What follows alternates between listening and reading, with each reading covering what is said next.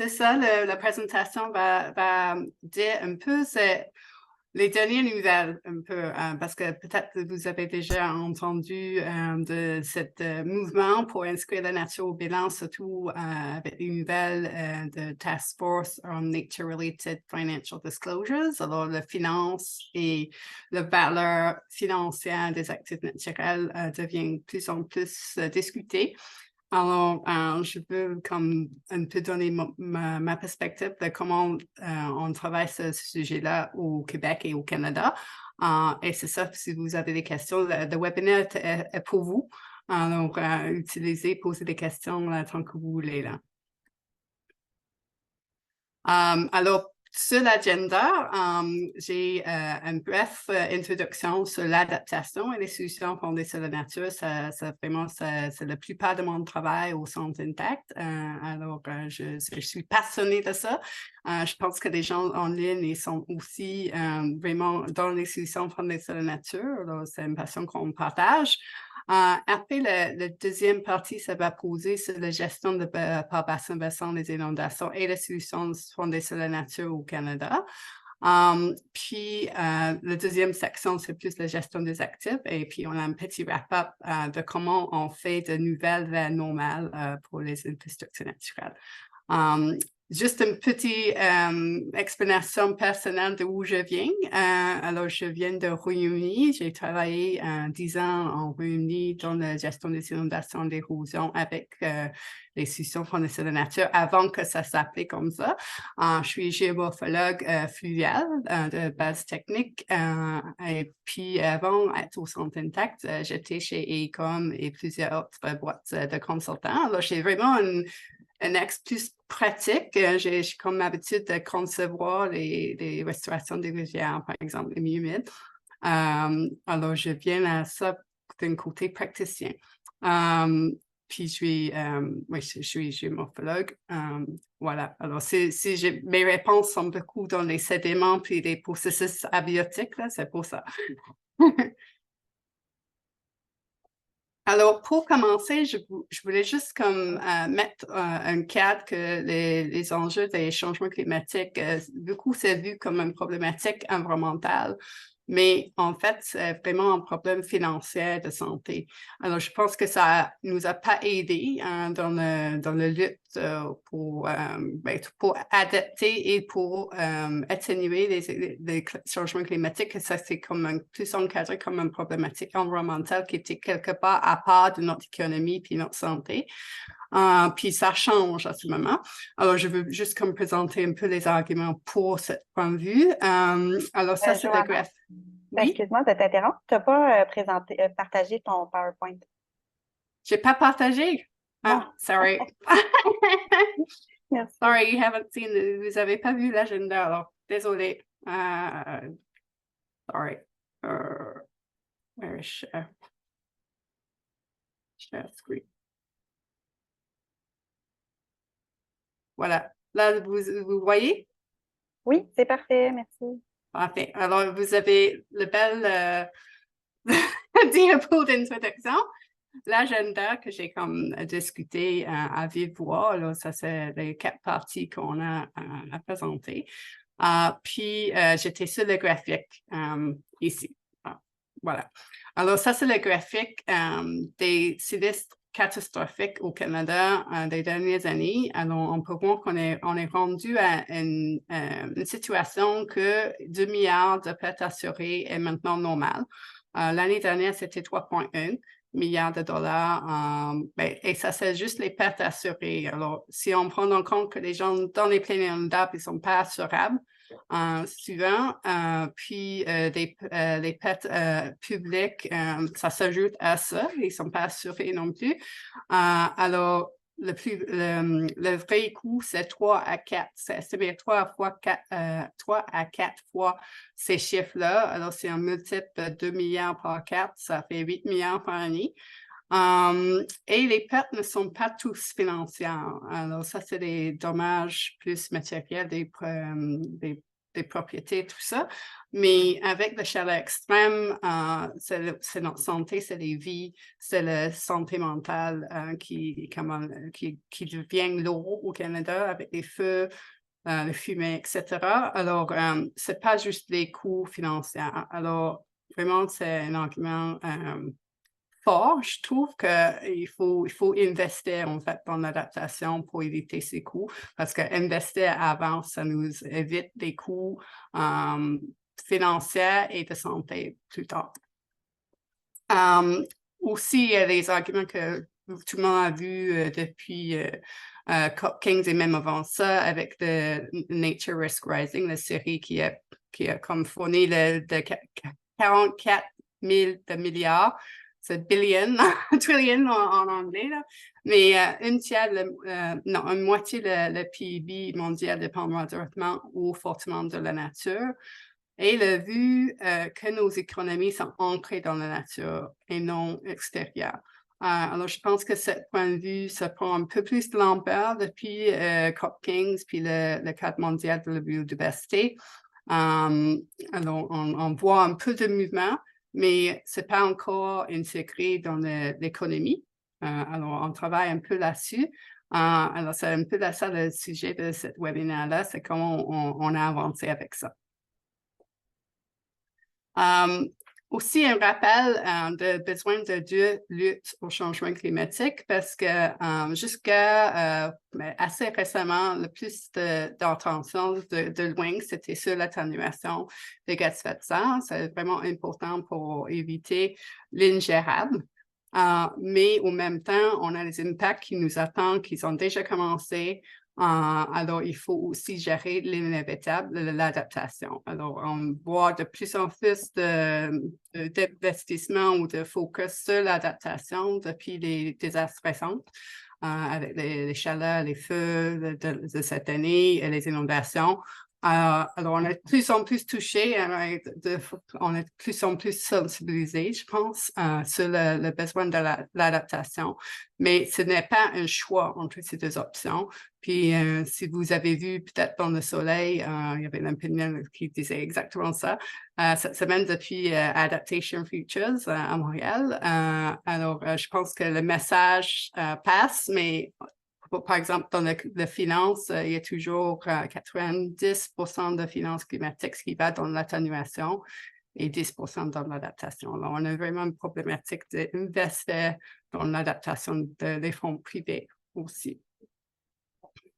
Un peu sur le Centre intact d'adaptation climat, qui essaie de réagir à ce cadre de problématique. On est un centre de recherche appliqué basé à l'Université de Waterloo, mais notre travail est pan-canadien et bilingue. Moi, je suis ici à Montréal. Alors, j'ai un collègue aussi. On est une petite équipe, on est 8 personnes et 12 personnes au Québec. Alors, on veut vraiment être pour Québec et bilingue. Nos deux objectifs principaux sont d'influencer le débat national sur le changement climatique pour aborder l'adaptation et pour fournir les guides, les outils, des directives pour les propriétaires, les collectivités, les entreprises, les secteurs financiers pour réduire le risque. C'est comme notre mesure d'impact, c'est est-ce qu'on a aidé à réduire les risques climatiques? C'est un peu ça notre raison d'être. Puis j'ai mis les graphiques en bas ici, on ne travaille pas sur tous les risques, mais on a ciblé les inondations. J'ajoute les rouges en côtière aussi parce que ça va un peu avec, là. Les feux de forêt, les extrêmes chaleurs et comment utiliser la nature pour faire face à ces risques-là. Ça fait partie de beaucoup de mon travail au Centre intact. Un peu un aperçu des outils disponibles. Tout est gratuit, tout est bilingue, tout est sur le site web, mais on a vraiment un défi de communiquer, de faire en sorte que les outils sont utilisés. Alors, on ne manque jamais l'occasion de promouvoir, comme visiter et utiliser les ressources disponibles. Je vais parler de deux ressources aujourd'hui, c'est surtout sur le bassin versant, c'est les directives pour l'utilisation des solutions fondées sur la nature au niveau de bassin et inscrire la nature au bilan. C'est les 2 rapports que je vais décrire aujourd'hui. Mais vous êtes peut-être intéressé à l'achat extrême aussi qui va avec les gestions des inondations. Alors, n'hésitez pas à consulter les ressources. Ils sont écrits d'une façon accessible dans un langage moins technique, mais avec l'appui de beaucoup d'experts à travers le Canada, incluant les gens de Québec. Alors, voilà, ça c'est la promotion. Alors, on voit le besoin d'adaptation aux différentes échelles. Alors, moi, je suis géographe, puis je vois beaucoup l'espace. Dans ma tête, il y a toujours l'espace. Alors,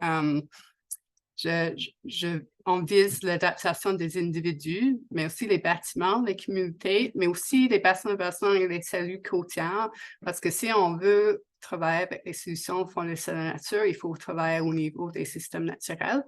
Alors ça, c'est un domaine qui est moins comme exploré ou mature au Québec et au Canada qu'ailleurs, comme au Royaume-Uni, par exemple. On avait des plans de gestion par bassin depuis avant que j'ai commencé à travailler, en fait, en 2000, choses comme ça. Là. Alors, mais ça se passe au Canada maintenant, puis mais c'est ça que je focus beaucoup de mon travail là pour comme donner des outils pour les gens qui veulent travailler avec ces processus naturels. Et aussi les investissements, comme j'ai décrit, on n'est pas là vraiment pour l'adaptation à ce moment, on n'investit pas assez. Alors ça, c'est un défi pour le futur aussi.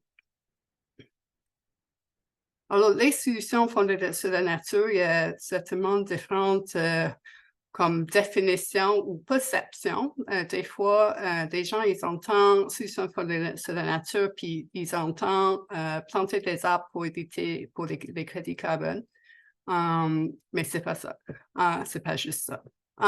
Il y a le standard mondial, c'est protéger, gérer de manière durable et restaurer les écosystèmes naturels pour relever les enjeux de société. Alors, ce n'est pas juste pour les changements climatiques non plus.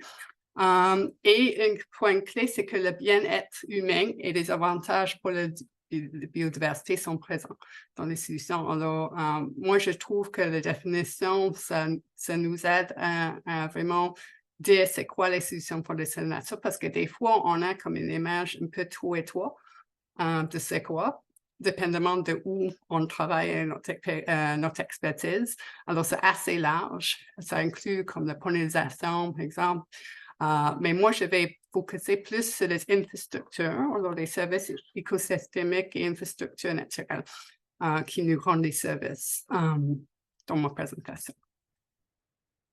Le cadre mondial de la biodiversité comme Montréal, c'est vraiment, il y a une cible maintenant qui m'intéresse beaucoup, c'est la cible 11 qui dit vraiment la restauration, préservation, renforcer les contributions de la nature aux populations pour les services incluant la protection contre les risques et catastrophes naturelles. Alors, je pense que c'est exactement ça qu'on parle aujourd'hui. Alors, il y a aussi la cible 12 qui parle des centres plus bleu-vert urbains, mais ça nous donne une autre raison d'être ou un driver, si on dit en anglais, pour notre travail là sur les solutions fondées sur la nature. Puis, je pense que c'est le lien entre la nature et les changements climatiques qui est comme encapsulé dans cette cible-là, qui est vraiment important qu'on maximise notre attention là-dessus parce qu'on ne peut pas gérer les changements climatiques sans la nature, puis on ne peut pas gérer la nature sans prendre en compte les changements climatiques non plus. Ils sont inséparables pour moi. Alors, ce qu'on a vu, si je commence à parler des inondations surtout et des l'érosion, ce on a vu une évolution des approches dans les années plus récentes vers des approches qui se considèrent plus des bénéfices au peuple et à la nature. Les solutions qui sont plus à long terme, des fois, on a tendance à considérer le terme court puis des coûts immédiats. mais il faut considérer la maintenance. Puis, si je prends encore le normal en Royaume-Uni, c'est 100 ans qu'on considère pour décider des options d'adaptation. Il y a plus d'efforts de travailler avec les processus naturels et à l'échelle fonctionnelle. Alors, on voit ici au Québec, on a des bureaux de projet au niveau des bassins versants pour gérer les érosions de MMH. Mais il faut que ça aussi parle avec la santé des bassins versants, les OBV. Et aussi une combinaison des mesures structurelles et non structurelles. Je pense qu'on avait tendance avant de juste dire, mais il faut des infrastructures grises pour protéger, défendre contre la nature. Maintenant, on est comme peut-être plus ouvert à travailler avec les processus naturels ou d'éviter ou de planifier de retirer nos infrastructures. Ça sent bien, je pense, mais c'est toujours difficile. La combinaison des infrastructures grises et naturelles aussi, c'est ça qu'on appuie dessus. Et des solutions qui reflètent les valeurs communautaires.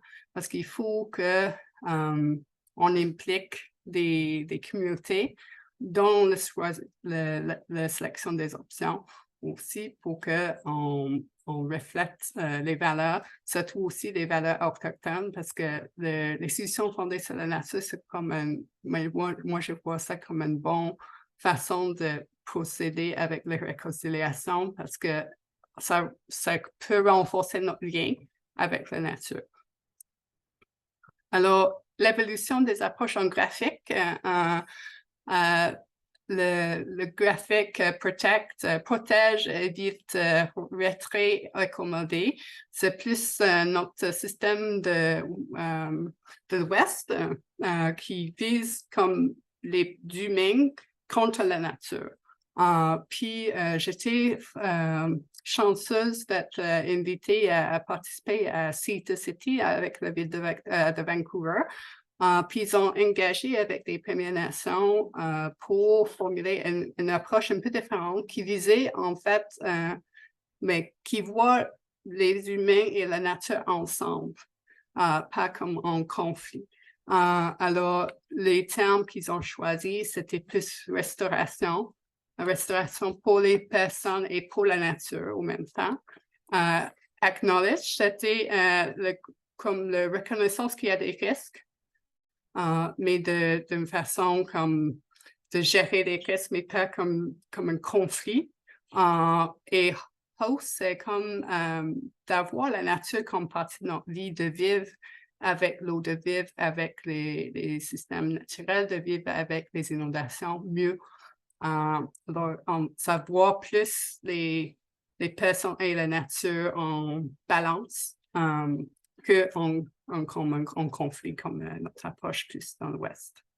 Moi, j'ai trouvé ça intéressant, je partage avec vous. Pour ce qui est des directives sur les solutions fondées sur la nature, c'est vraiment un domaine qui bouge vite à ce moment. On a les guides internationaux sur les solutions fondées sur la nature pour l'érosion et les inondations, auxquels il y a quelques inputs du Canada aussi. Mais c'était l'idée pour les Pays-Bas, les États-Unis, Royaume-Uni aussi, mais aussi avec le Canada. Il y a le Centre de recherche national sur les océans côtières, rivières, qui fait des recherches de notre côté sur les solutions fondées sur la nature. Alors, ils ont des publications. Il y a des côtières, bassin versant, chaleur extrême, gestion des actifs. Alors, il y a des informations. Je sais que c'est des fois difficile de garder un jour avec tout ce qui sort. Alors, je vais donner un peu un aperçu dans quelques des publications ici, mais si jamais vous avez besoin de pointer plus de ressources, là, je suis contente de l'aider. Alors, je vais maintenant expliquer un peu les retrouvailles ou le rapport sur les bassins versants pour expliquer un peu ce qu'on a trouvé au niveau national. Alors, la gestion par bassin versant au Canada, le message clé que c'est vraiment inégal. Il y a toutes sortes d'approches selon les provinces. Puis, si on voit ici, on est ici au Québec, on a les organisations de bassin-bassin avec les bureaux de projet de MMH, alors on est comme un dual système. On a les coordinations, mais si on vise l'utilisation des solutions fondées sur la nature pour les inondations, ce n'est pas nécessairement les mêmes focus des deux organisations. Alors, ça prend qu'ils travaillent ensemble. Tant qu'en Ontario, on voit les autorités de conservation, ils ont un mandat pour la protection des terrains à risque, les inondations, l'érosion, les plages, etc. Et ils avaient, mais c'est un peu changé récemment, là, mais ils ont un mandat pour la conservation aussi. Alors, mais la gestion des risques d'inondation, ça fait partie de leur mandat principal et légal. Tant que si on regarde plus en Nouvelle-Écosse, en fait, la gestion par bassin-bassin se paye par les ONG qui ont les ressources limitées. Il n'y a pas un organe de coordination et ils n'ont aucun rôle officiel dans la gestion des inondations. Alors, c'est vraiment des approches différentes selon les provinces où on est. Puis ça, c'est une problématique pour la gestion des inondations fluviales. Si on voit en Europe, tous les pays d'Europe, ils ont un système de gestion par bassin dans toutes les langues qui sont parlées dans tous les pays différents, mais au Canada, on n'a pas un système commun. Si on voit les perceptions, alors ça, c'est les gens qui sont participés dans ce projet-là, qu'on avait, je pense, une quarantaine de personnes, ils ont donné des perceptions. Alors, si on voit, on est ici au Québec, un score assez moyen. En Ontario, les perceptions étaient plus fortes. Mais en Nouvelle-Écosse et Colombie-Britannique, les perceptions qui allaient pas mal avec les organisations. Alors, ça, c'est les provinces où il n'y a pas de formel, il n'y a pas de coordination formelle au niveau de bassin-bassin encore. Ça se parle au Colombie-Britannique, ça s'en vient, mais alors, les perceptions suivent un peu la réalité. Si on voit aussi, on a fait une analyse des fonds ou l'investissement fédéral dans la gestion des inondations fluviales. Alors, le graphique ici, c'est le Programme national d'atténuation des catastrophes, qui est un programme qui est maintenant fini, mais qui était de 2015 à 2022. Il y avait 460 projets. Puis, on voit en bleu, c'est les projets où les récipients des fonds sont au niveau de bassin-bassin. Alors, on voit qu'en Ontario, en fait, les autorités de conservation, elles ont reçu 30% des projets, ils étaient menés par les autorités de conservation au niveau, qu'ils ont une vision au niveau de bassin-bassin. Tant que dans les autres provinces, c'était surtout aussi des régions ou des villes qui sont menées ces fonds-là. Alors, le fait d'avoir des organisations de bassin-bassin, en fait, ça peut aussi attirer des fonds fédéraux pour faire le travail. Alors, ça, c'est une bonne nouvelle. Si on regarde le Fonds atténuation et adaptation en matière de catastrophes, ça, c'est le premier tour. Alors, c'est qui était fermé en 2018. Il y avait 45 projets liés aux inondations fluviales, mais juste 6 qui incluent les solutions fondées sur la nature. Alors, surtout les infrastructures grises, j'espère que ça a changé avec le deuxième tour. Je n'ai pas fait l'analyse encore. Mais les organisations de bassin-bassin ont reçu des fonds seulement en Ontario. Et c'est comme un peu une réflexion des ressources disponibles dans les organisations de bassin-bassin, s'ils ont la capacité d'appliquer pour les fonds fédéraux aussi. Et un autre point, c'est que 2 tiers des projets sont à l'échelle de villes ou de villages. Alors, si on veut gérer au niveau des échelles naturelles, mais les villes, ils n'ont pas nécessairement les juridictions pour le faire. Alors, c'est-à-dire que nos fonds fédéraux, ils vont aux projets qui ne sont pas nécessairement aux bonnes échelles pour les solutions pour la nature aussi, si on veut gérer les inondations fluviales.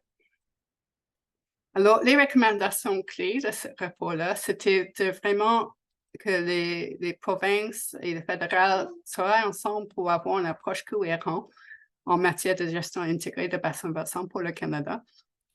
Ça semble, pour moi, c'est primordial. Je sais que c'est difficile parce qu'il y a des juridictions différentes, là, mais c'est nécessaire vraiment si on veut gérer les inondations fluviales comme il faut. Et notre recommandation, c'est d'orienter les financements de gestion des inondations fluviales vers les bassins versants à haut risque, parce que c'est vrai qu'on a un pays énorme, mais ce n'est pas tous les bassins versants qui sont habités. Et c'est des bassins versants qui sont habités où il y a des risques, parce que c'est là où on a mis des infrastructures dans les plaines inondables. Alors, on doit faire un tri pour allouer les fonds où on a des hauts risques à gérer.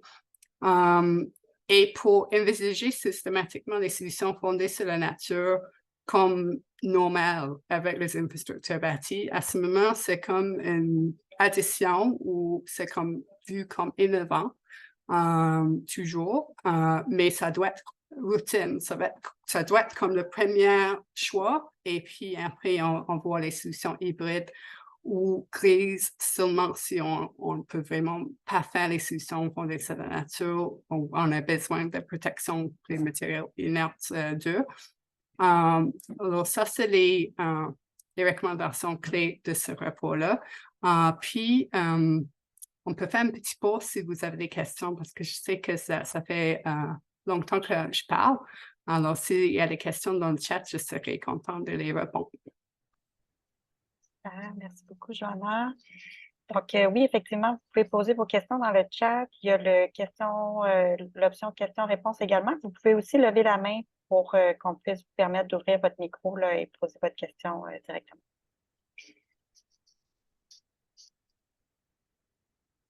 Donc, j'ai M. Racicot qui a une question. Oui, vous pouvez y aller, M. Racicot.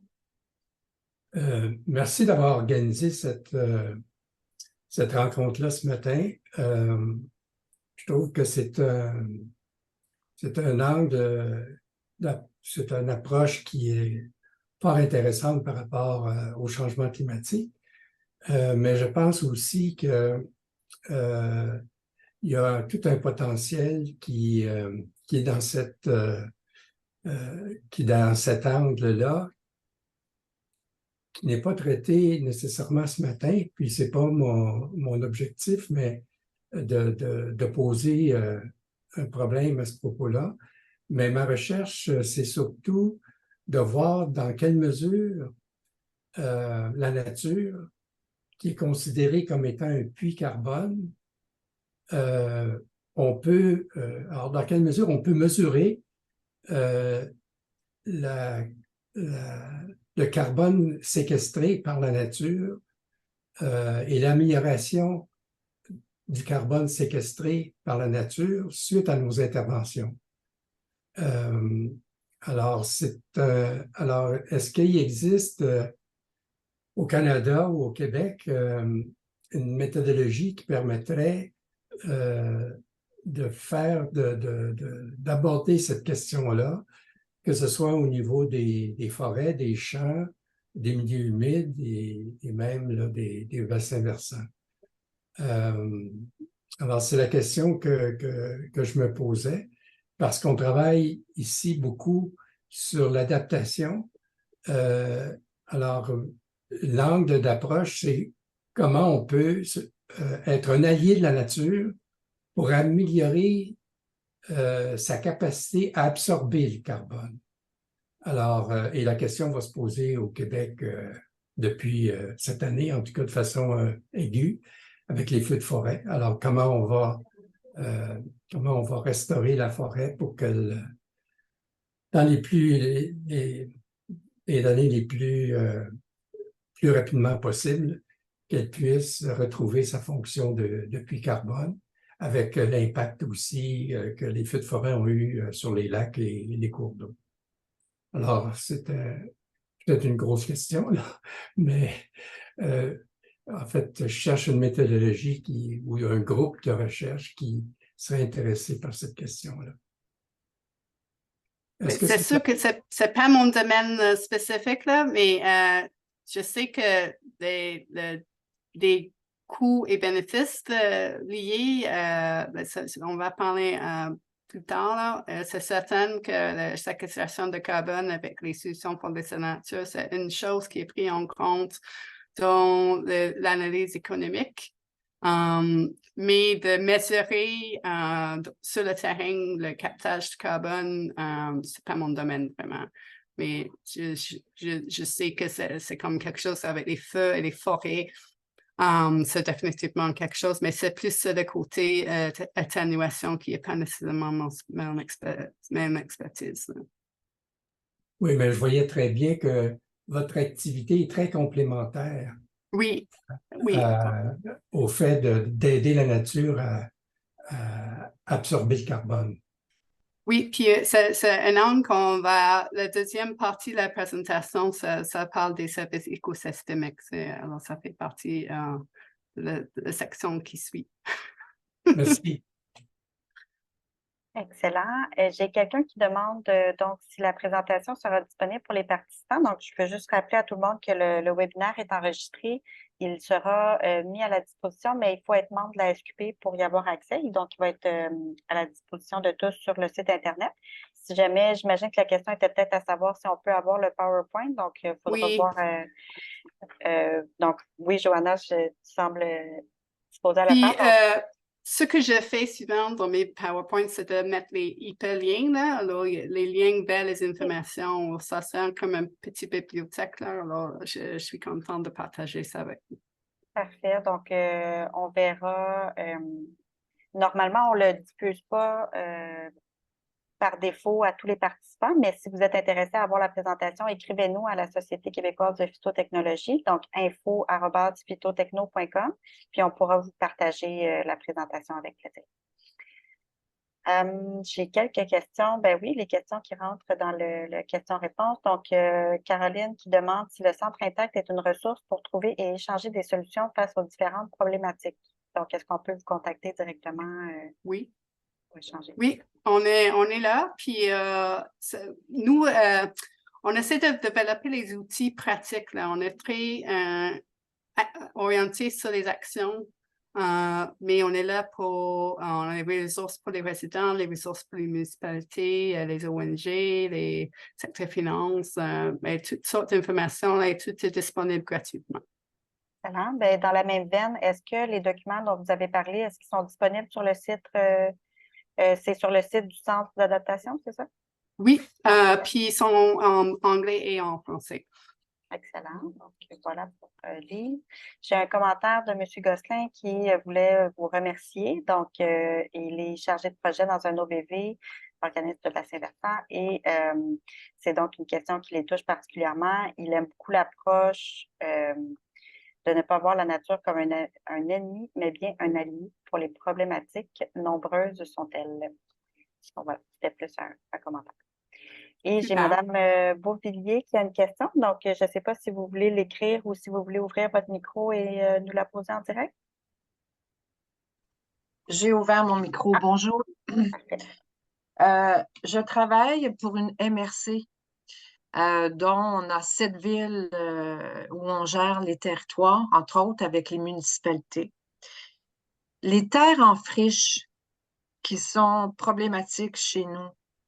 Et en même temps, la ville et les agriculteurs qui gèrent ces terres-là ont vraiment une approche respect de la nature et autres, mais voudraient bien les rendre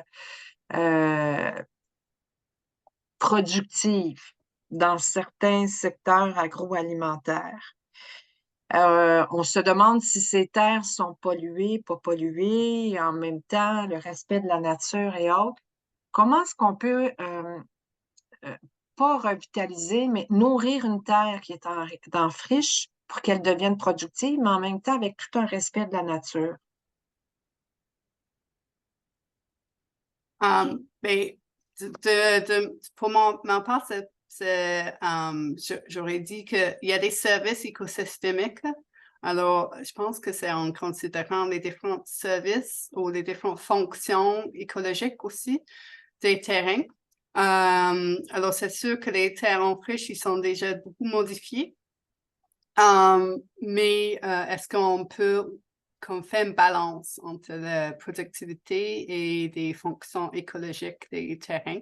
Je pense que c'est souvent ça. Puis aussi, pas nécessairement juste des fois, on focus sur les écosystèmes ou le vivant, mais il faut aussi avoir les processus abiotiques ou les processus naturels de l'eau, des sédiments qui soutiennent les systèmes biologiques. Alors, ça, c'est quelque chose qui est important aussi pour moi. Puis, je sais que des projets, des fois, on mise pas assez sur des processus de soutien pour les communautés vivantes qui sont là. De voir le vivant et les non-vivants ensemble comme système fonctionnel. Est-ce qu'on peut vous téléphoner pour être accompagné par vous? Vous pouvez nous contacter pour des avis. On a des ressources limitées pour accomplir des projets spécifiques, mais peut-être on peut pointer des personnes avec des ressources ou peut-être Chloé aussi à avoir des idées aussi. Parfait. Merci beaucoup. J'ai justement quelqu'un, Mme Catherine Morin, qui recommande, en lien avec votre question, Mme Beauvilliers, qui recommande de regarder Régénération Canada ou Sol vivant Québec pour ce type de questions. Donc, peut-être ça peut être une ressource intéressante. Oui, et aussi, il y a une association de renaturalisation des terres contaminées aussi, Lucie Laveille qui gère. Là. La réhabilitation des sols dégradés, peut-être? Oui. Oui, effectivement.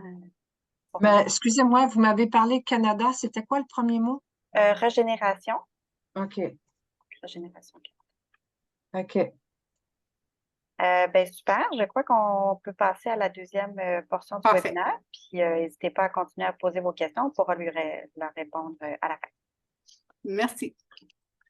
Alors, on va parler maintenant des infrastructures ou des actifs naturels et verts. Alors, c'est des termes qu'on utilise souvent en échange. Ça dépend du contexte, ça dépend des départements où on parle.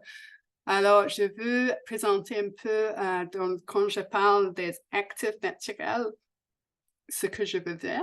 Alors, les actifs naturels, c'est des écosystèmes comme les milieux humides, les rivières, les lacs, les forêts, les marais. On peut aussi avoir des actifs améliorés qui peuvent être beaucoup dans nos zones urbaines, comme les zones humides construites, des espaces naturalisés, des parcs, choses comme ça, qui ne sont pas tout à fait naturels, puis ils sont en fonction naturelle, mais qui sont en fonction avec les processus naturels. Et après, il y a des actifs d'ingénierie qui sont plus comme des systèmes de récupération des eaux pluviales, les rigoles de drainage biologique, les toits blancs, les murs verts végétalisés, qui sont plus les systèmes d'ingénierie, mais qui répliquent les fonctions naturelles ou qui utilisent la végétation. Puis je sais que je parle aux experts ici de phytotechnologie. Mais ça, c'est un graphique aussi qui est donc il y a une nouvelle norme sur les inventaires des actifs naturels qui est publiée par CSA Group. Alors, c'est une norme nationale du Canada. Et ça, c'est le graphique qui va dedans. Alors, je vous réplique ça. Pour aider avec la définition de ce qu'on veut dire par les actifs naturels. Puis, une règle qu'on essaie de promouvoir, c'est de conserver ce que vous avez en première, restaurer ce que vous avez perdu et construire juste ce qu'on a besoin. Parce que c'est beaucoup plus efficace de préserver, conserver les systèmes naturels que d'essayer de les restaurer. puis limiter ce qu'on construit avec les infrastructures grises parce que ça nous coûte les sous de les maintenir aussi. Alors, ça, c'est un peu un aperçu des infrastructures naturelles. Le vue d'infrastructure est changeant au Canada. Même moi, je suis ici depuis 2009, puis j'ai vu ça changer. Récemment, il y avait des stratégies nationales d'adaptation, par exemple, il y avait la table infrastructure résiliente naturelle et bâtie, sur laquelle j'étais CIG. Et aussi, on avait l'évaluation nationale des infrastructures qui, on assume que c'est toujours en cours, mais les consultations étaient très fortes pour l'argument que ça doit inclure les infrastructures naturelles qui étaient prises en compte dans la réponse. Et aussi, au niveau fédéral, il y a les recensements de l'environnement et les comptes écosystémiques qui sont gérés par Statistique Canada. Alors, ça voit l'étendue des systèmes naturels et ça va accorder des valeurs économiques aussi. Alors, il y a les comptes biophysiques et les comptes économiques qui vont avec ça, puis c'est en cours. Il y a déjà quelques données qui sont disponibles que vous avez peut-être vu déjà sur le verdure urbain, les écosystèmes océaniques et côtiers. Les marées salées sont utilisées comme par le premier habitat chiffré, là. Alors, ça, c'est à regarder. Puis, je sais que, par exemple, pour le verdure urbain, les données sont assez précises. Je sais que la Ville de Montréal, ils étaient en train de regarder les données de Statistics Canada pour aider de savoir où les infrastructures naturelles manquent à Montréal. Alors, ça peut être utile comme source de données aussi. Alors, les solutions pour faire face aux inondations, les solutions fondées sur la nature, faire les jobs comme l'augmentation de l'infiltration, stocker l'eau, ralentir l'écoulement vers l'aval, réduire l'érosion. Et tout ça à un niveau bassin-bassin. Alors, quand on voit une stratégie de gérer les inondations, idéalement, on a le bassin-bassin en tête. Alors, il y a les afforestations, par exemple, en amont, qui peut diminuer les inondations en aval. Alors, ça, c'est systématique. Je recommande vraiment la publication. Je sais que c'est en anglais, là, mais c'est vraiment une bonne ressource en Royaume-Uni ces graphiques viennent là. Puis, ça explique l'efficacité des solutions fondées sur la nature pour les inondations. Et les solutions pour réduire les chaleurs extrêmes, je pense que ça, c'est toujours un bon message pour les situations urbaines, que souvent, on est en train de gérer les eaux pluviales et on oublie que la même mesure qu'on est en train de mettre en place, c'est aussi bon pour réduire les chaleurs extrêmes. Alors, il y a un bénéfice qu'on ne comptabilise pas nécessairement en même temps, mais si on comptabilise ce bénéfice-là, mais le cas pour avoir des infrastructures, c'est encore plus fort. Alors, ça, c'est un message que je suis allée présenter dans les gens qui considèrent les solutions pour gérer les eaux pluviales, puis ils étaient « Ah oui, c'est vrai », puis non, on n'utilise pas ça parce que ce n'est pas notre objectif principal. Alors, c'est une bonne juste à penser. Aussi, le stockage de carbone, ça, c'est quelque chose qu'on pense toujours peut-être à la végétation, mais aussi les sols qui stockent le carbone, qui sont importants, surtout les milieux humides aussi. Alors, je pense que ce graphique, les milieux humides, on voit bien que les sols, ils stockent beaucoup de carbone, qu'on doit protéger ces ressources-là intact. Ça, c'est le côté carbone. Et tous ces services, ça fait partie des biens et services écosystémiques fournis par les écosystèmes qui sont la base de notre économie, vraiment. Alors, on peut avoir des services en approvisionnement qui sont comme du bois, poisson, des choses comme ça, régulation et soutien et les services culturels. Et ces services-là, il y a le capital humain, nous, notre société. Et les capitaux produits, qui comme ce qu'on mesure dans le PIB, c'est juste ça. Alors, on mesure seulement une partie de notre économie comme l'économie et on néglige à ce moment d'évaluer les services écosystémiques ou le capital humain d'une façon régulière. Alors, notre économie est comme juste basée sur une partie, en fait. Et ces services-là ne sont pas nécessairement offerts par les infrastructures grises. Alors, il y a un mouvement plus pour intégrer la gestion des actifs naturels dans la gestion des actifs municipaux. Alors, les municipalités sont responsables pour les services comme l'eau potable, la gestion des inondations, choses comme ça. Alors, intégrer la gestion des actifs naturels avec les infrastructures bâties, ça devient de plus en plus commun. Il y a 120 communautés maintenant au Canada qui le font.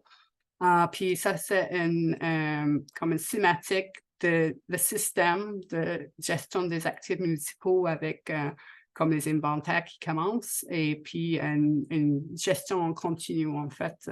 Alors, c'est l'idée que d'évaluer des systèmes, les écosystèmes, les services écosystémiques, c'est pas le but de ces études-là, c'est la gestion, c'est l'investissement, c'est le maintenir les services aux citoyens. Et pas juste l'évaluation. Alors, comme j'ai dit, il y a 120 gouvernements locaux qui gèrent ou valorisent déjà les actifs naturels. Et la bonne nouvelle, c'est que nos grandes villes, Montréal, Toronto, Vancouver, Mississauga, il y a plusieurs villes qui sont dans le même optique qui soutiennent ce travail-là. Il y a des études qui ont été faites au Québec aussi, qui sont listées ici. Puis, le liste plein est dans le rapport. Je pense qu'il y avait 90 au niveau de leur rapport, puis depuis, on a 30 de plus au moins. Alors, c'est réparti entre Colombie-Britannique parce que l'Institut sur les actifs naturels se base en Colombie-Britannique. Ils ont mené beaucoup ce travail-là. En Ontario, ils ont un règlement qui disent que la gestion des actifs municipaux doit inclure les infrastructures naturelles pour l'année prochaine. Alors, c'est pour ça qu'il y a beaucoup d'activités en Ontario aussi. Pour donner une idée, c'est quoi?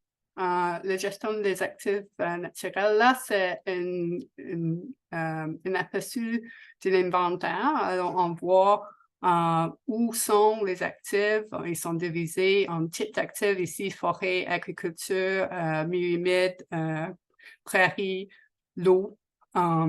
Puis, l'idée, c'est qu'ils sont chiffrés, puis on mesure les conditions, puis après, on valorise les services qui sont fournis, puis on a une idée de comment gérer ces services, comment augmenter les services ou restaurer des actifs naturels pour améliorer les milieux de vie.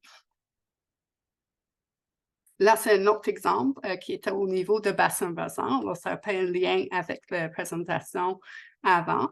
Là, c'est Grindstone Creek. Alors, c'est les municipalités, l'autorité de conservation, Royal Botanical Gardens qui sont mis ensemble pour faire une étude au niveau de bassin versant. Alors, on voit agriculture, c'est vraiment des actifs, c'est beaucoup de terrain privé. En fait, ça rend des services aux communautés dans le bassin versant. Alors, ça c'est... Et puis, ils ont chiffré aussi les services. Alors, si vous êtes intéressé, le rapport sur le bassin versant de Grindstone Creek est disponible sur le site NAI. Et je vais faire le lien avec la présentation aussi. Quelques exemples québécois ou des chiffres. Les chiffres, je trouve que c'est difficile parce qu'ils sont tellement grands qu'on ne peut pas visualiser c'est quoi. Alors, par exemple, les études qui ont été faites au Québec, 49,8 millions de dollars par année. C'est le milieu humide qui aide à réduire les dommages d'inondation dans la région métropolitaine de Québec. Alors, ça, c'était une étude qui a été faite par Aurenas et Jérôme Ducroix. Alors, ça, c'est un exemple. Il y a plusieurs d'autres exemples. Mais les chiffres, je trouve que ça, tant qu'on n'a pas de comparaison, ça aide pas, c'est juste beaucoup. On voit que le stockage de carbone, la séquestration est comme, c'est le stock de carbone qui fait ça qu'on a 16 milliards de dollars ici, c'est le stockage de carbone et la séquestration, c'est 9,3 millions de dollars par année. Alors, ça, c'est les chiffres pour la région métropolitaine de Québec pour les forêts rurales et urbaines. Alors, en lien avec la question sur le carbone, c'est définitivement quelque chose qui est comme mis dans ces études d'actifs naturels. Un autre exemple, la ville de Calgary, ils ont chiffré et fait une évaluation des actifs naturels. Alors, il y a un coût de remplacement de 6,9 milliards de dollars et un service annuel de 1,4 à 2,5 milliards de dollars chaque année. Mais ce que je trouve le plus important ici, c'est que la captation de carbone, c'est vraiment pas le service de plus-value.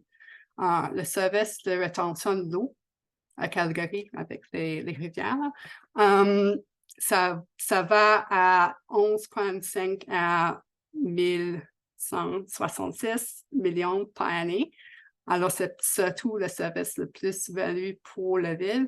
Il y a aussi la récréation qui vaut beaucoup parce qu'il y a beaucoup de parcs à Calgary qui vaut beaucoup pour les citoyennes. Alors, on peut voir les différents services que ça sont.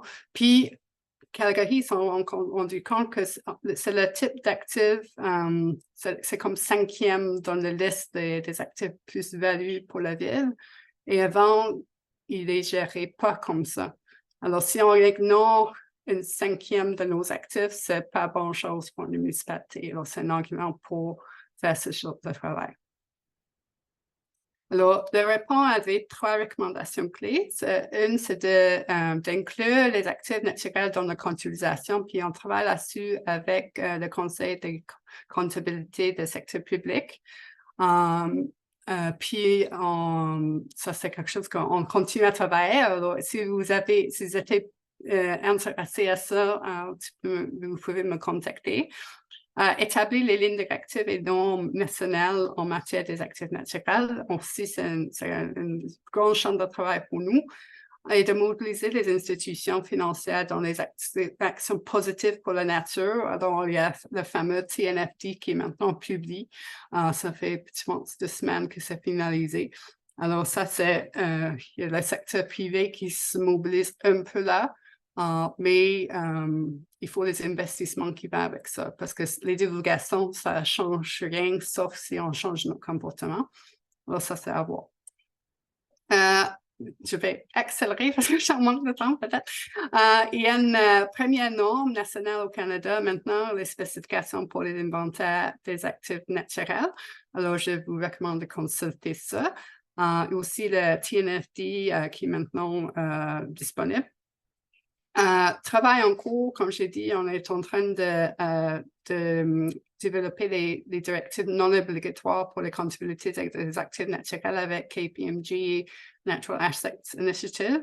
Il y a plus de normes sur les conceptions à venir aussi et les formations que si vous êtes intéressé, les formations de Royal Roads, c'est en anglais, mais ça c'est disponible aussi. Puis, je voulais qu'on finisse juste avec, on a touché, mais j'avais mon fameux diapo des échelles. J'ai parlé plus de bassin des communautés. Ben, au niveau de bâtiments aussi, le Santé Tax, on a produit aussi une brochure pour travailler avec la nature à la maison pour réduire les risques climatiques parce que c'est important qu'on travaille à toutes les échelles. Alors, ça c'est comment on travaille avec la nature autour de notre maison.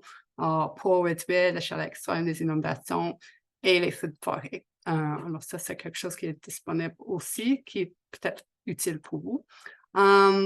Les derniers mots, c'est qu'on essaie de regarder l'adaptation d'une façon positive, qu'on peut améliorer la vie, ce n'est pas juste de réduire les risques. Et de faire quelque chose, ça peut réduire notre anxiété climatique aussi. Et on essaie de rendre ça plus comme normal. Alors, il y a beaucoup d'efforts pour couvrir ça dans les médias. Le Globe and Mail, il y a un balado carbone, CBC What on Earth, 1.5 Le Devoir. On parle à tout le monde pour vulgariser cette information-là, alors que pour que ça résonne avec le public aussi. Et on voit que notre rapport inscrit la nature au bilan. En fait, le jour de lancement, on voit le vert foncé, c'est le nombre de téléchargements en français et le vert clair, c'est en anglais. Alors, on voit bien que les francophones, ils étaient très intéressés dans le rapport sur la nature. Alors, j'étais très encouragée par l'appui au Québec, surtout. Alors, ça, c'était une bonne nouvelle. Puis, je vous invite à parler de solutions. J'essaie de faire ça de mon mieux aussi, parce qu'il faut rester positif face aux défis des changements climatiques et de la biodiversité, mais on peut faire quelque chose. Alors, 3 messages clés. Les actifs naturels sont des infrastructures, sont gérés, commencent à être gérés comme ça par certaines collectivités. Il faut des arguments économiques clairs et ça inclut les bénéfices des infrastructures naturelles. C'est important de les inclure. Puis, il y a vraiment une volonté au Québec pour mieux gérer nos actifs naturels. Alors, je laisse là. Je sais, j'ai bouffé un peu de temps. Mais voilà, si vous avez des questions, je peux rester plus longtemps aussi.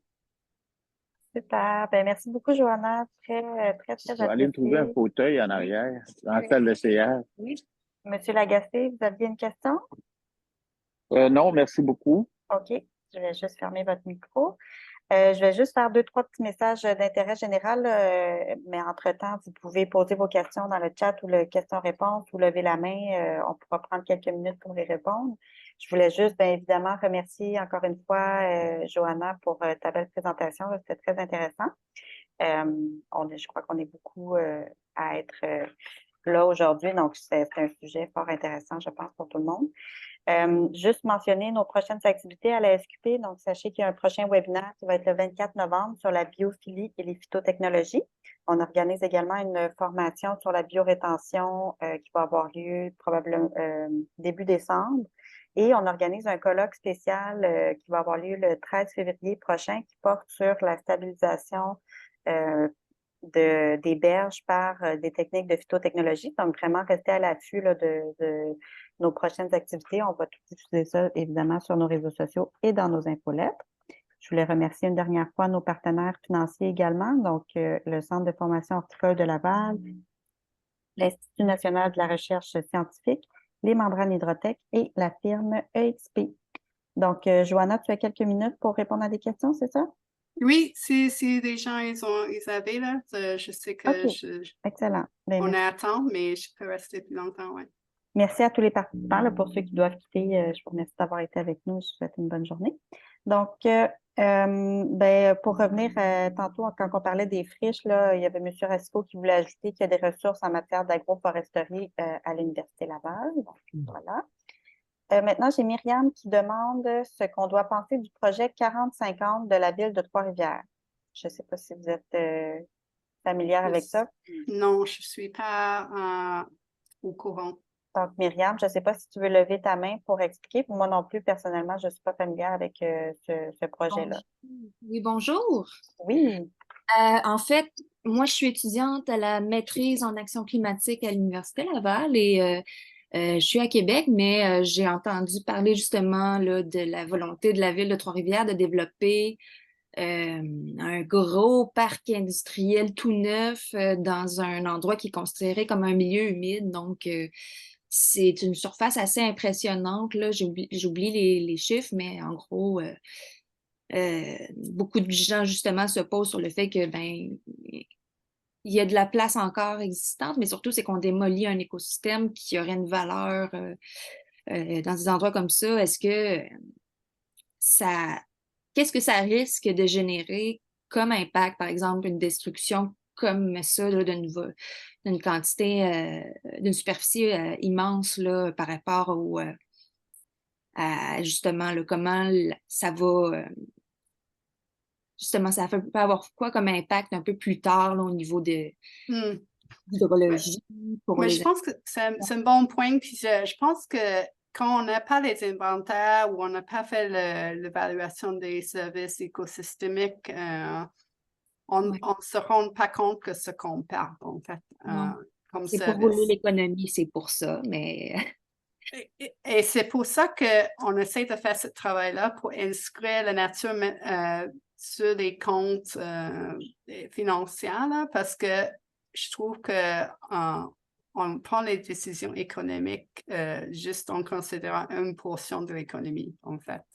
Alors, c'est un peu ça une des raisons d'être pour le travail, pour faire les décisions éclairées, qu'on se rend compte de la valeur des services qu'on perd aussi. Parce que à ce moment, les milieux humides, ils n'ont pas une valeur financière qui prend compte tout ce qu'ils font. Alors, c'est pour être plus explicite, ça vaut quoi pour la société aussi. OK. Merci. Si j'ai un autre petit mini-point, en gros, on détruit des milieux humides, mais on prévoit restaurer. Quels espaces on prend pour restaurer justement des milieux humides, par exemple, dans la ville de Québec? Je ne suis pas familière avec ça, avec la Ville de Québec, assez pour répondre à cette question-là, mais moi, je reviens à mon point que c'est plus efficace de préserver que restaurer. Moi, j'étais très impliquée dans la restauration des rivières au Royaume-Uni, surtout, et ici au Québec. Mais c'est très difficile de restaurer des processus naturels en balance qui marchent. Parce que souvent, on a modifié les processus naturels qui soutiennent. Alors, même si on restaure une section, ben, il n'y a pas l'approvisionnement en eau naturelle, il n'y a pas des sédiments naturels qui s'en viennent. Alors, c'est très difficile de restaurer sans recours à des solutions hybrides des fois. Alors, la solution plus efficace, c'est de préserver. Et de restaurer seulement ce qu'on a perdu. Et puis, il faut arrêter de détruire sans connaissance de ce qu'on perd. Non, c'est ça, la compensation. Concrètement, c'est très abstrait, alors que détruire, garder un asset est tellement plus enrichissant pour tout le monde. Mm. Merci.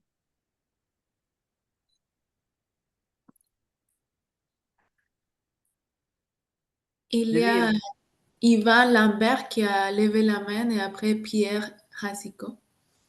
Oui, bonjour, mon nom c'est Yvan Lambert. J'ai une question. Est-ce qu'il existe des sources qui quantifient l'apport des infrastructures naturelles? Par exemple, 1 hectare de forêt permet d'économiser X dollars par année en climatisation ou autre, ou X mètres carrés de milieu humide permet d'économiser X dollars. Parce qu'on parle, vous en avez parlé là, de l'aspect financier, mais ça fait plusieurs présentations que j'assiste. Jamais il y a de sources qui sont données avec des chiffres. Parce que si on veut commencer à mettre ça dans la comptabilité des villes, il va falloir avoir des chiffres. Je sais que certaines universités ont fait des recherches, mais j'ai rien trouvé qui synthétise combien rapportent en argent les infrastructures vertes ou naturelles. Oui, je pense que c'est beaucoup parce qu'il y a différentes méthodes et ce que vous parlez, c'est des transferts de bénéfices. Alors, ça, c'est quand on établit un prix ou une valeur. Puis on établit dans une certaine situation, puis on transfère à une autre situation. Puis ce qu'on essaie de faire, ça peut être utile qu'on veut, comme au niveau national, par exemple, faire une sorte qu'on fait une analyse coût-bénéfice avec la même méthodologie pour chaque projet, pour bien allouer les fonds. Mais pour une ville, honnêtement, on peut faire comme chiffrer la protection pour les inondations, par exemple, c'est un aspect fonctionnel. Alors, souvent, quand on établit le prix, c'est de faire la modélisation spécifique des milieux humides, comme ils ont fait, ils sont en train de faire au Québec, ils ont fait à Montréal là aussi. Alors, avec la modélisation, on peut ajouter ou avoir les milieux humides, puis après retirer les milieux humides dans les modèles pour établir c'est exactement quoi le bénéfice en protection des inondations. Et c'est quoi, ou une autre façon, c'est de dire, mais si on n'avait pas les services, c'est quoi qu'on doit dépenser pour remplacer ces services? Si on doit construire, par exemple, si c'est le traitement de l'eau ou la filtration de l'eau pour la qualité, c'est quoi qu'on doit dépenser pour traiter l'eau d'une façon pour établir la même qualité de l'eau? Si on a besoin de construire des infrastructures grises, ça c'est le coût de remplacement. Ça, c'est notre façon d'établir une valeur transparente. Mais ce n'est pas la proximité avec des populations, ça affecte la valeur des actifs naturels. Alors, c'est pour ça que c'est difficile d'avoir un standard, une norme. Les normes sont plus les processus pour établir une valeur qui est défensible et pas nécessairement la valeur lui-même. Parce que si le même actif dans une situation différente n'a pas la même valeur. C'est bon. Merci. J'espère que ça explique un peu. C'est compliqué, mais je vous invite aussi, il y a beaucoup d'exemples ou de cas d'études sur le site web de Natural Assets Initiative. Il y a 2 cohortes de projets qui ont déjà fait des évaluations ou des travaux qui sont disponibles. Alors, si ça vous intéresse de voir ça représente quoi, c'est bien de voir les exemples qui sont déjà faits. Merci. Est-ce que M. Rasco est encore parmi nous et veut poser sa question?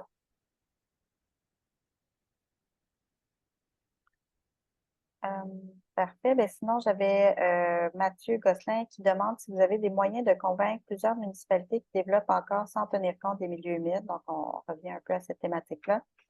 Il y a des municipalités sur les bassins versants qui se disent durables, mais ne se soucient pas de bâtir, en fait, que ça ne leur dérange pas de bâtir en milieu humide.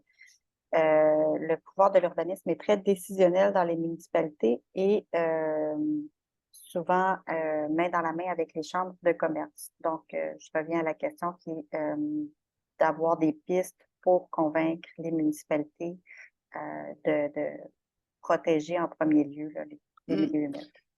Mais je pense que le but de travail, c'est de faire ça que les actifs naturels sont vus comme des actifs qui vaut les choses puis rendent les services comme les infrastructures bâties.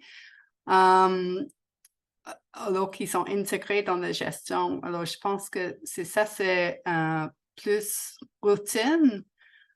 On ne doit pas... parce qu'à ce moment, dans les états financiers, les actifs naturels, c'est souvent un coût parce qu'il faut maintenir les parcs, par exemple, ou si on a planté des arbres, mais on va voir la plantation ou le coût des arbres. Mais on ne va pas voir les valeurs des bénéfices. Alors, souvent, la nature est vue comme un coût et pas comme un bénéfice économiquement. Alors, l'idée, c'est de changer ça pour rendre plus transparent et explicite la valeur rendue par les actifs naturels pour qu'on évite de prendre les décisions sans penser à ça. Puis, j'ai fait un peu une petite recherche dans les divulgations dans les états financiers. Puis, il y a Mississauga, Montréal, qui mentionne les actifs naturels. Calgary, évidemment, il y a une section. Puis, il commence à divulguer, pas dans les comptes audités, là, mais dans les notes de divulgation dans les états financiers et dans les rapports de durabilité. On commence à voir les actifs naturels. Alors, ça, c'est une bonne chose. Puis, parce que si on voit ça comme vraiment dans les états financiers, comme une ligne ou une valeur concrète, on va essayer, on va prendre des décisions plus éclairées, je pense. Excellent, merci beaucoup. Peut-être un dernier point, après ça, on va pouvoir conclure. J'ai l'impression que c'était peut-être plus un commentaire, mais je le transformerai en question. Est-ce que vous avez des exemples de valeurs qui auraient été calculées pour un service écosystémique en milieu agricole, par exemple, le fait d'avoir des aménagements biodiversifiés qui va amener une biodiversité de prédateurs naturels ou d'oiseaux, par exemple, qui vont réguler qui permettent de faire un peu du contrôle biologique, en fait, des prédateurs des cultures, des ravageurs des cultures. Donc, est-ce que ce service écosystémique-là en particulier, est-ce que vous avez des exemples de mesures de la valeur financière? Pas nécessairement. Le travail à date qu'on a beaucoup fait avec les municipalités se focalise sur les services que les municipalités sont responsables. Alors, c'est partout les services, puis alors les prix sont jamais complets. On va jamais arriver à une vraie valeur complète de la nature. C'est comme un peu une utopie, là.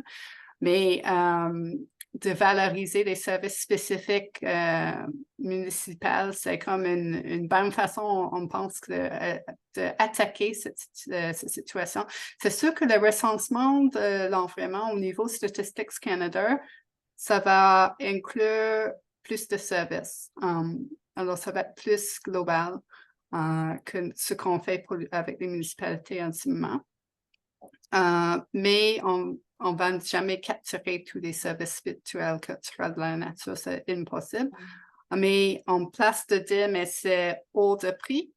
Mais on ne veut pas dire c'est hors de prix parce qu'en fait, ça vaut 0 sinon.